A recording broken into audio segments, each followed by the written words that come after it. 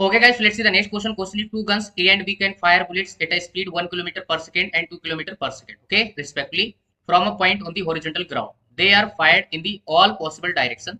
The ratio of maximum areas covered by the bullets fired by the two guns on the ground is. And this question is asked in JEE 2019. Option आपको देखने हैं. Okay, so let's see the solution बेटा. तो सबसे पहले यहाँ पे आपको निकालना है maximum horizontal range R max. कितना होगा U square divided by आपका G. ठीक है, आर का वैसे फार्मूला होता है you square sine 2 theta divided by आपका जी.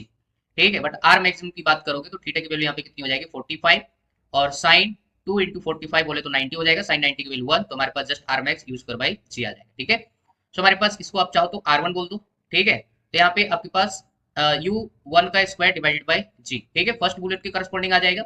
इसके बाद सेकंड गन के तो हमारे पास फर्स्ट गन के corresponding R1 equal to U1 square divided by G और R2 अगर निकालोगे तो U2 स्क्वायर डिवाइडेड बाय आपका G हो जाएगा. ठीक है, सो अपने से यहाँ पे क्या पूछा है मैक्सिमम एरिया, तो इसके करस्पॉन्डिंग A1 इक्वल टू हो जाएगा पाई R1 का स्क्वायर और इसके करस्पॉन्डिंग हो जाएगा A2 equal to pi R2 का स्क्वायर. ठीक है, अब अपने से यहाँ पे रेशियो पूछा है the ratio of maximum areas covered by the bullets fired by the two guns on the ground. ठीक है, मतलब अपने को निकालना है A1 डिवाइडेड बाय A2.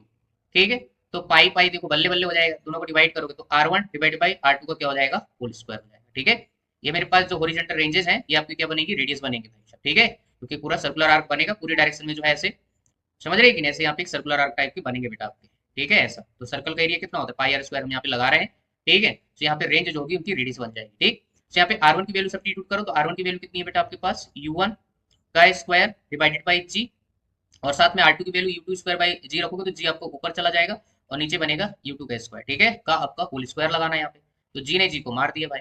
ठीक है, सो आपके पास U1 की पावर 4 और डिवाइडेड बाई U2 की पावर 4 बनेगी. ठीक है, अब यहाँ पे जो आपको स्पीड दे रखी है 1 और 2 किलोमीटर पर सेकंड दे रहा है, तो यहाँ से हमारे पास A1 डिवाइडेड बाई A2 आ जाएगा U1 डिवाइडेड बाई U2 की होल पावर आपका 4. ठीक है, U1 की वैल्यू 1 और U2 की वैल्यू 2 की होल पावर 4, तो कितना आ जाएगा 1:60.